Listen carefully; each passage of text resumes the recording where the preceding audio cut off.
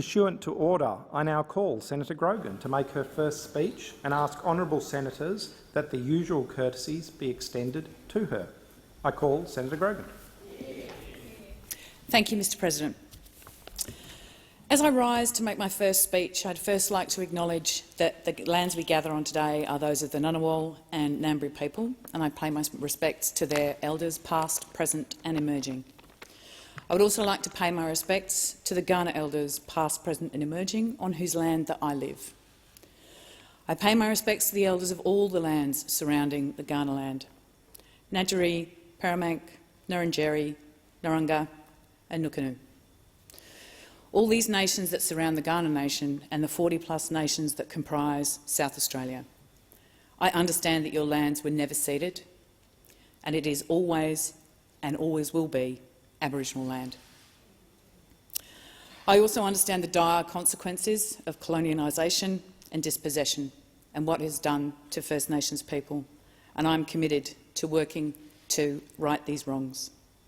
And this starts with a commitment to genuine and meaningful voice, treaty and truth. I come to this place under sad circumstances with the passing of Senator Alex Gallagher, and I offer my condolences to Alex's family, and I pay my respects to the hard work and dedication that he did to this place. I'm honoured to be here today as a representative of the people of South Australia. It is a vibrant, progressive and inclusive part of this country, and I'm proud that I've been calling this South Australia home for 20 years. I was born to a large Irish Catholic family in south-west London. I grew up on a housing estate at the World's End, and I spent my summers in Ireland with my extended family. My father, Larry Grogan, was a shop steward with the Transport and General Workers Union, and he was the one that introduced me to the labour movement and the class struggle. He taught me the potency and power of working people acting collectively to improve their circumstances and that of their workmates and their communities. My mother, Kathleen Grogan, taught me the value and importance of community. She spent her life looking after other people. She instilled in me a deep belief that I could do anything and has always stood beside me, regardless of the scrapes I've got myself into. Mum, without you I wouldn't be here. You are my strongest supporter and you give me strength. Given my parents' influence, it's probably not surprising that I spent my working life focusing on social and economic justice, fighting to improve the rights of low-paid and vulnerable workers, fighting for better primary care, early intervention in health, a fairer education for all of our kids, and an increase to social services and opportunities for those who don't have them. But it was my earliest experiences in Australia that ignited a passion to fight for change. In 1990, I came to this country, I bought a 1967 Holden station wagon, and I drove around Australia. My love for Australia's spectacular and diverse environment was born. I picked mangoes in the Northern Territory, I worked as a labourer in the vast cane lands of North Queensland, and I ironed shirts in Brisbane and poured beers in bars all over the country. I fell in love with Australia and its vast cultural diversity, and I was lucky enough to be able to emigrate here. 4 years later, as an Australian citizen, I was employed, I was independent, I was in a relationship that I thought was good, I had a safe place to live, I was pregnant, and I was really excited for the future. But in the space of a few short weeks, all that changed. My unborn baby was very sick. My partner couldn't handle the thought of a sick baby, so he left. I was a contract worker, and because of my baby's sickness, I could no longer work. I ended up sleeping on the floor of a friend's place. I was 14,000 miles away from my family, and I was scared. I needed help. I was lucky I had very good friends who, along with Medicare and our social welfare system, were there for me and my son in those really difficult times. My son Brendan is 26 now. He's healthy, funny, compassionate and a great joy in my life. But that experience of feeling powerless and feeling scared and being judged for being poor, being treated differently because I was a single parent, and being at the mercy of the health system made me absolutely determined to make things better for other people. I've seen firsthand the challenges and inequities that people face. Indeed, I've lived them. Without the stalwart policies of previous Labor governments, I don't know what would have happened to us. So the path I chose from there was research, was policy, was advocacy, was fighting for those who are marginalised in our community and who are without a voice. I've worked in many of the key areas of Labor's roadmap for the future: in environment, in climate, in mental health, education and social services. Working these areas, I've seen the challenges, but I've also seen the opportunities, and I've seen the solutions, and I want to be part of the team that is fighting to bring those to fruition. I've been fortunate. I've had an interesting and varied career, but I've also worked very hard. I spent time as the head of the South Australian Council of Social Service, championing social justice issues. I've sat on the board of ACOS. I worked in the university sector, developing pathways for people from disadvantaged backgrounds to both access and succeed in higher education. I worked for the Central Land Council in Alice Springs, fighting for the rights of First Nations people. Spent time as the head of the Wentworth Group of Concerned Scientists to tackle climate change and protect the River Murray.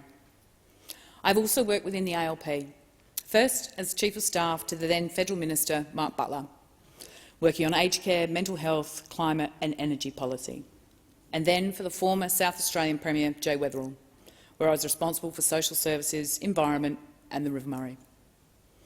I'd like to thank Mark and Jay for their support, wisdom, friendship and for believing in me. My last job before entering the Senate was as a senior official with the United Workers Union, representing some of the most vulnerable and low-paid workers in our community. I will continue to be a proud member of the Australian trade union and labour movements and will continue to fight for workers' pay and conditions during my time here. I remain a proud member of the United Workers Union and offer my thanks to Gary Bullock and the politics team at UWU for being such staunch advocates for their members. And also to the Australian Services Union. A big shout out to Abby Spencer and the South Australian team. My experiences, my family, my work history have all led me to this place. They've given me a deep passion to want to fight for vulnerable people and vulnerable workers. I want to be in the room where the decisions are made, where policy is developed and where change can truly happen to make our country more equitable. I am here to represent the people I have spent my career working with and for. Those people want decent, well-paid, secure jobs so they can have a stable roof over their head. They want decent, secure jobs for their kids so they can have hope for the future. They want a hospital bed when they need it and a COVID jab so that they can help get our economy back on track. And more than anything, Australians want a reliable system that gives people a hand up when they most need it, when health issues strike or when they lose their job. We're not seeing that leadership in Australia. In fact, we seem to be going backwards. Social services are being cut, people on welfare are being victimised, and those lucky enough to find a job, despite the struggles they face, their work is precarious and it is low paid.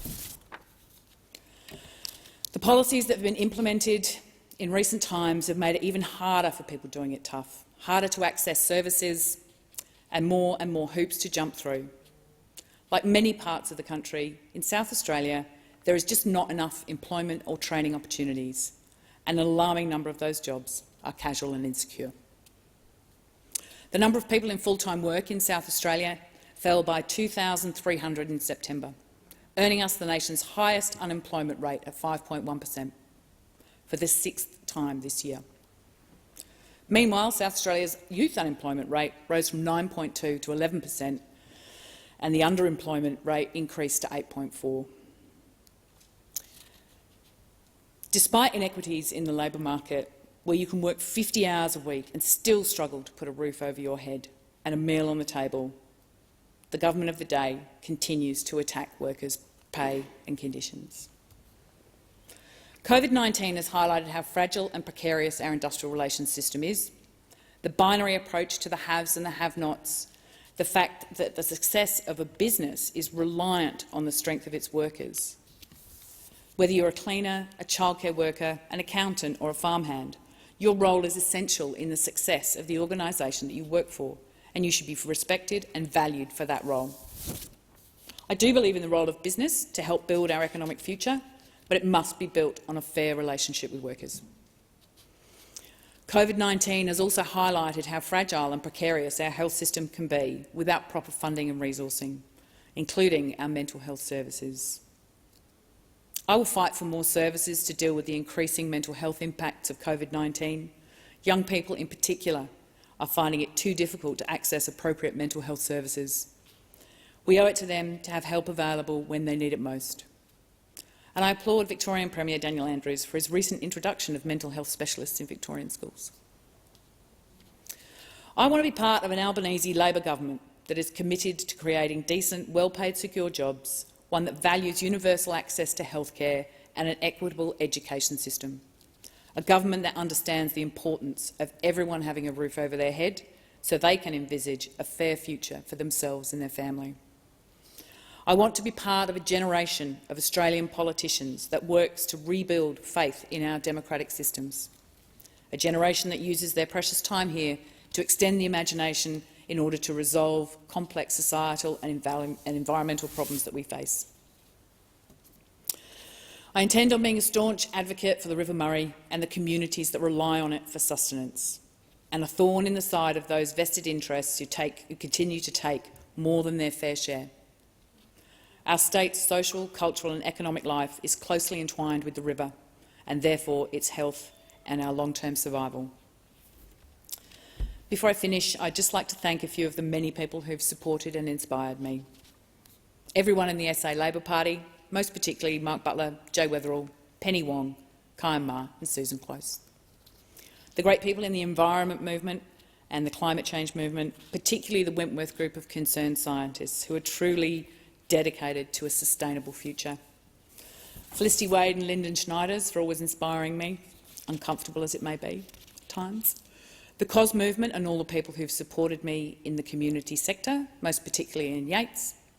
And my deep thanks to the beautiful people I call family, my amazing mum, my sister Liz and all my family overseas. My son Brendan and the other beautiful children so dear to my heart, Aaron, Ruby, Tom, Adele, Paddy, James and Pippa. My fierce goddaughters, Maddie and Jess, and also to Samantha, Christy, Brodie, Ben, Bethany, Alicia and Lou. And within that family, a particular shout-out to the two women who've stood beside me for decades, who've shared the tears, the laughter, kicked my butt when I needed it, but who've never, ever, ever let me give up, Leslie Parker and Caroline Gaston. I'm here because of all of you. Mr President, these speeches are a time to place on record who you are, so the people of Australia know more about those who are representing them. I am a feminist. I am a unionist. I am a community activist. I am an environmentalist. I am an immigrant. I am a South Australian.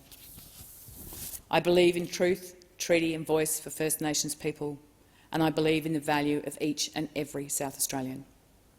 I will fight for the rights and the opportunities of our community, and I will fight for a Labor government led by Anthony Albanese to realise a fair and equitable future. Thank you, Mr President. Yeah.